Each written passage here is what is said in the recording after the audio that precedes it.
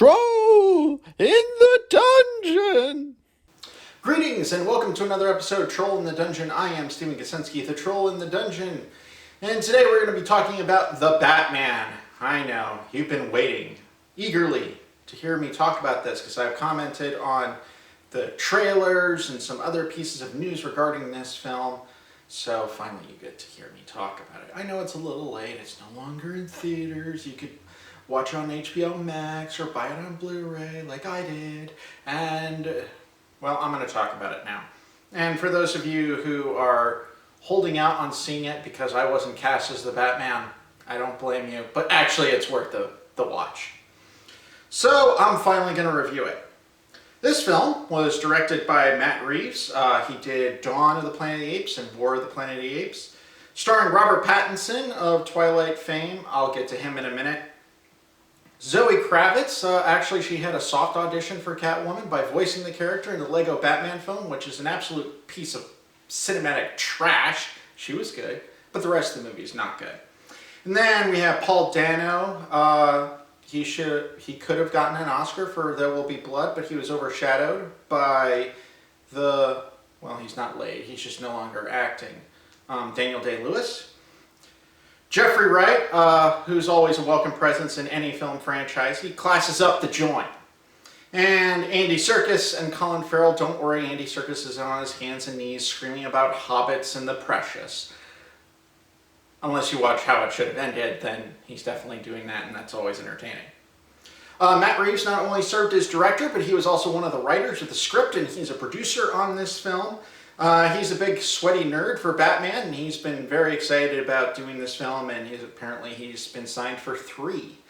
And considering how well this one did pretty decently, and a lot of critics liked it, so he's already working on the sequel. Who knows when it'll come out. The film itself is very much a noir detective story with some voiceover from Bruce, some other extra stuff. It has this very gritty feel. It's very much a murder mystery, somewhat along the lines of the Zodiac Killer, which was what Reeves was going for, with the villain of the Riddler, played by Paul Dano. I have been dying for them to do a noir Batman for ages. We actually get to see him be the world's greatest detective. We haven't actually had that. I mean, we've had elements of it. We've had it in The Dark Knight where he's analyzing bullets, but again, he's using super tech. That's not really showing how smart he is. The closest we got to that actually was Batman in 1989, where he was figuring out chemical combinations for the way the Joker was using his toxin. And of course, funny enough, in Batman Forever, he was using his wit to solve the riddles that the Riddler was played by Jim Carrey. So another thing that I actually really enjoyed about this film story-wise is we actually have a true young Batman. I mean, we got that without it being an origin story, because we had that in Batman Begins, and we had a little bit of that in Batman 1989, but this is the first it was a nice balance, because we got to see him still be shocked by how insane some people are. And he obviously has taken down the Joker already, played by Barry Keoghan. And if you haven't checked out the deleted scene between him and the Joker in Arkham, it has a very Silence of the Lambs-esque feel.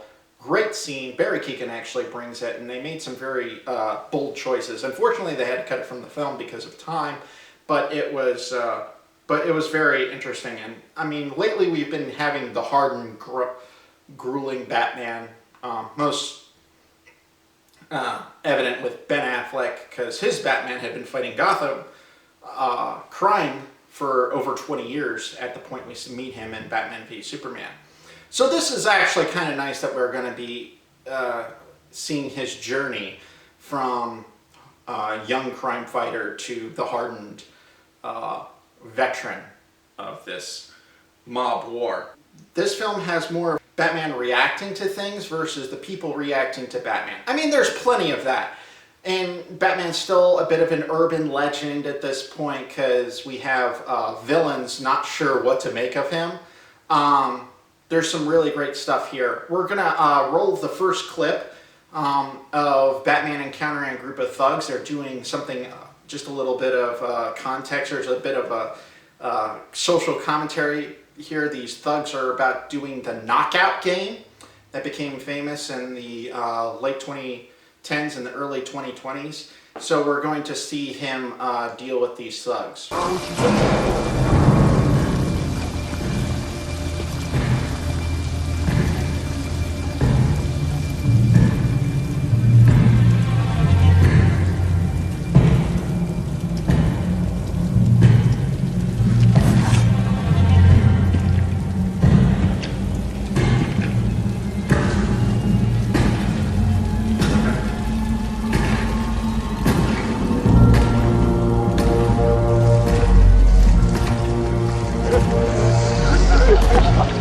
See this guy?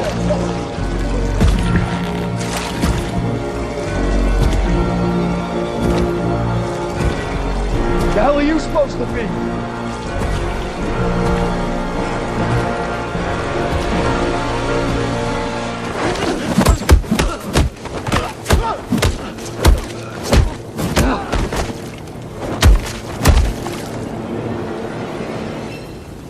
I'm vengeance. Not gonna lie, seeing him just lay out that one thug brings me such joy in my life. Anyhow, in this scene, if you notice, you don't see, this is the first time you see Batman in his full costume and such. I mean, we see him suiting up a little bit because Bruce goes into a public bathroom and is applying eye makeup and all that jazz. Finally, we actually get a movie where we actually see him applying it and still having it after he takes off the cowl. We haven't seen that in the other films. I don't know why. But anyway, so we get to finally, and notice what announced Batman's presence? The sound. You hear the boots walking. You feel this dread. The music by Michael Giacchino is just excellent.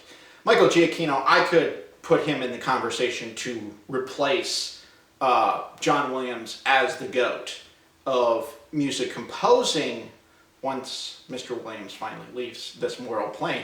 Although he might be an immortal and the only way you can beat him is cutting off his head, but I don't want to do that. So there is that possibility. A lot of people have said this is a masterclass in filmmaking. I agree, because you have all these things working within precision. There's a lot of production design. They put a lot of thought into this. If you ever get the Blu-ray and watch all the special features, holy cow, they really put their thought and their hearts into this. And you can tell. As I said, the sound is really good. The suit itself is very unique. The music is excellent. The sound design. This is how you need to really make a film. You can make all the visual stuff you want, but if you don't have the right sound, right editing, all of that, it's just, it came together really well for this movie. So let's go to some members of the cast. We'll work our way down and then up. So we'll go with Jeffrey Wright as Gordon. A lot of people were a little iffy about his being casted. I actually didn't have a problem with it because I'm just like, I want a good actor. Now, we have had some excellent Gordons. We've had some bumbling Gordon being a bumbling idiot. But we had something that we hadn't had. Something that, thanks to actually Christopher Nolan with the Dark Knight trilogy, we actually had a competent Gordon. And we got to see him going from his ranks from sergeant to lieutenant to commissioner. He's a lieutenant in this movie.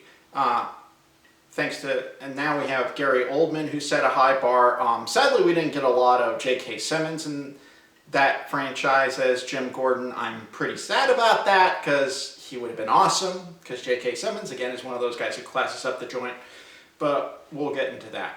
One of the things about this film that really made me happy, I think it is one of the best representations of the Gordon-Batman friendship. We have a clip of that.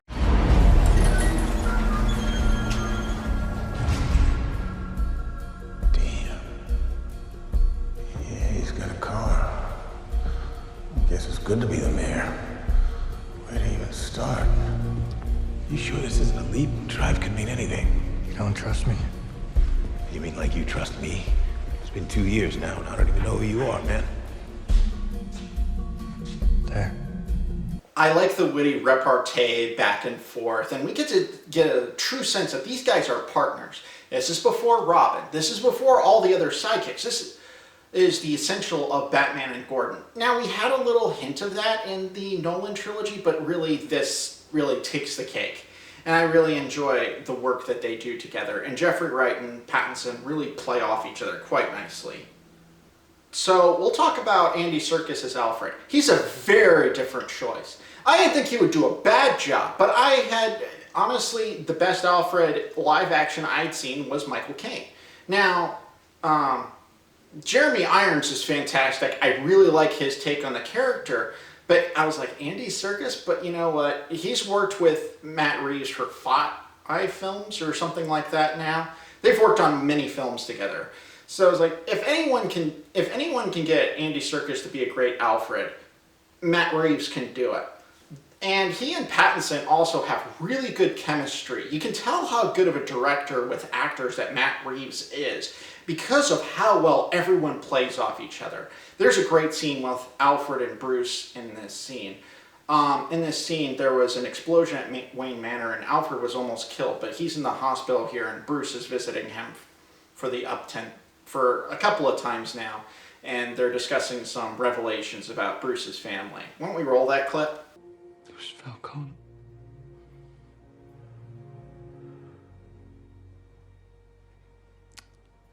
Oh, I wish I knew for sure.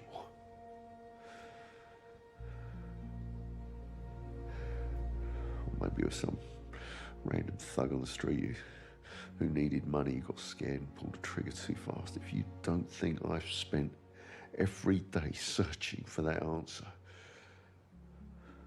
it was my job to protect them. Do you understand? I know you always blamed yourself. You were only a boy, Bruce. I could see the fear in your eyes, but I didn't know how to help.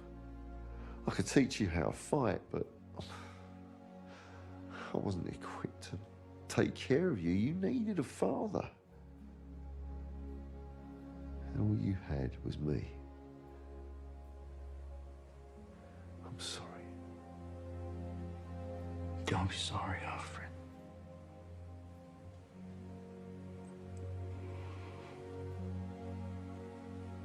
God. I never thought I'd feel fear like that again. I thought I'd mastered all that. Andy Serkis brings it in this scene. Robert Pattinson does as well, but it's a really solid scene between two actors. It's shot very simply. All you have is music in the background, and it's just these two guys talking, and it's very well, the heart of it is really interesting. And there's also a lot of layers to it that we normally do not get to see in a Batman film. Let's talk about Robert Pattinson for a minute. Now, I did not want to make the mistake I did with Ben Affleck when he was chosen as Batman. I had a very strong reaction, and I did not react well. Whereas, when Pattinson came along, I spoke to another film aficionado friend of mine, and I asked for some recommendations of good Robert Pattinson films to watch. I watched one, which was Good Time. I didn't like the movie, but Pattinson was excellent in it. That's a hard, very high recommendation. And another movie I watched with him lately was a movie called Tenet. Again, directed by Christopher Nolan. And he actually auditioned for the Batman while making the movie. Chris Nolan knew about it, even though he wasn't supposed to. But Nolan and Warner Brothers, well, they have a special relationship. But I really like his work in that film. Great actor. And also, I mean, Pattinson was nominated for an Oscar, so that's something. And he's playing against Willem Dafoe, who is a chameleon. I don't care what you people say. He's a chameleon. Yes, he's very distinct, but he can play all kinds of stuff, and it's kind of bizarro. Another thing about the Batman himself. Now, I usually have a complaint about the Batman voice. I grew up with the Kevin Conroy cartoons where he would alter his voice to be Batman. And I would complain about people saying, oh, Michael Keaton changed his voice too. No, he didn't. He whispered. But in this film, Batman talks in a quieter tone, but actually that makes him more interesting because he doesn't say much. If you actually look at the film, Pattinson does not have a lot of dialogue as Bruce Wayne or Batman, unless he's with someone else. But most of the time he's very quiet. He's just a powerful presence. There's the opening crime scene that we have in the film. There's a lot of guys trying to work their way around him, and he just stares them down, which is always entertaining for me. As a fellow tall guy, it made me happy because I'm like, finally, we get to see Batman's true presence here. I mean, we did with the Ben Affleck version because Ben Affleck's like almost 6'4", so that kind of goes without saying. But in this film, it really shows. And we'll go to the really strong aspects of Pattinson himself. There's a funeral scene in the movie. Why don't we play that? Excuse me, Chief. Can I talk to you? Gil Coulson is missing. What? Hasn't been heard from since last night. Christ, not again. Hey, Mr. Wayne. You got people looking for him, Jim? Sent a couple guys to his house. Nothing. What does his wife say? She hadn't heard from him.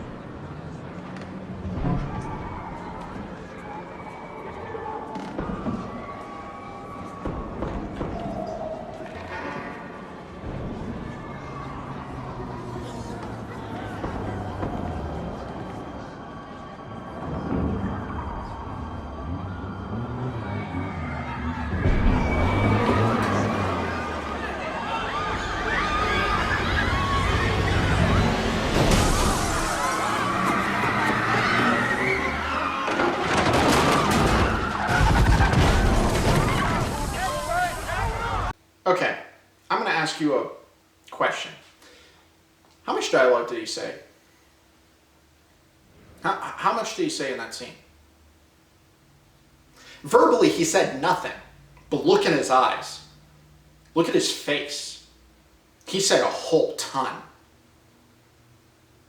That's acting, ladies and gentlemen, and I would suggest you all take notes. So I'm going to go back to the music here. So there was a little bit of an unusual theme in the movie that they chose to keep playing. Something in the Way by Nirvana and Kurt Cobain, which they had chosen Kurt Cobain to kind of model how Bruce was being a recluse. But they chose that as a theme was something very interesting to me. And it has that feel, it evokes the sense of emotion. There's a bit of a nihilistic feel to this film, but it actually works quite well. As I said, I'm going to go back to performances again. We're going to go to Colin Farrell as the Penguin. Yeah, that's him. Same guy. He's been in a ton of films. He's very well known as an actor, but you couldn't tell it was him. He had tons of makeup on. His voice was altered because he's Irish. He's got a very distinct Irish brogue, but we finally see him in this character, and he brings it. I mean, it's funny, I was watching behind the scenes, so the first time they did a makeup test on him and such, and they said, yeah, it just sounds like he just felt like in the character. You can, as an actor, you can definitely feel that if you're wearing the clothes of your character, or if you're doing makeup or stuff like that, all of a sudden you just see that character come alive in front of you. And he really brought it, and I'm really looking forward to seeing if he comes back as that character in the future film. And I know there's the Penguin TV series. I hope I can get my hands on it and watch it and give some reviews on that. So, as I said, Pattinson raised some eyebrows. I'm actually really happy that I was wrong about Affleck. And I'm really happy that Pattinson at least met my expectations. So my expectations were high.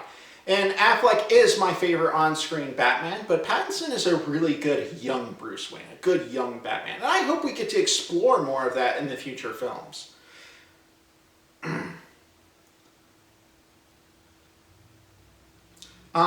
So you're probably wondering, you're really talking up this movie, so do you have anything to complain about it? Yeah. I have one. There are a couple of complaints. One, the second act kind of drags a little bit at certain points. It could have sped up a little bit, but it did give the audience a chance to breathe, so it's kind of a catch-22 there. The major complaint I have is Andy Serkis is criminally underused as Alfred.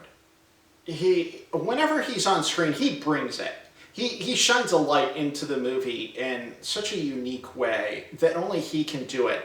And I mean, Andy Serkis is not just a guy in a motion capture suit doing stuff. He's a full-bred actor. He's a director. He has a lot of knowledge and a lot of unique experience. So when he was cast as Alfred, I thought he would be good. I didn't expect him to be this good. And I really hope we get to see more of him in the future of this franchise. And I hope we get to see more of all the stuff that he can do and bring in. I'd really love to see him, kick some ass. Because I think he could do it. I mean, he's the one who taught Bruce how to fight initially, so... Because that's what he says in dialogue. I taught you how to fight. So let's see him fight. Let's see if the old man can still got it. He probably does, because he was British Special Forces, if you've read the comics. So I really hope that we get to see more of him and enjoy these other actors and whatever other talent that Matt Reeves decides to bring on for the future films. Well, that's about all the time we have for this episode. I hope you enjoyed it. What were your thoughts on the Batman? And are you going to buy the Blu-ray and check out all those awesome special features? Because you should. There's actually a lot of interesting insight into the movie that I did not have time to go into. Anyway, we hope you enjoyed this video. Continue to like, subscribe, share the video, comment. I might even comment you back. Unless you're stupid and you're wasting my time, then I'll just ignore you. You know who I'm talking about. Anyway. Be bold, be brave, be courageous, and see you next time.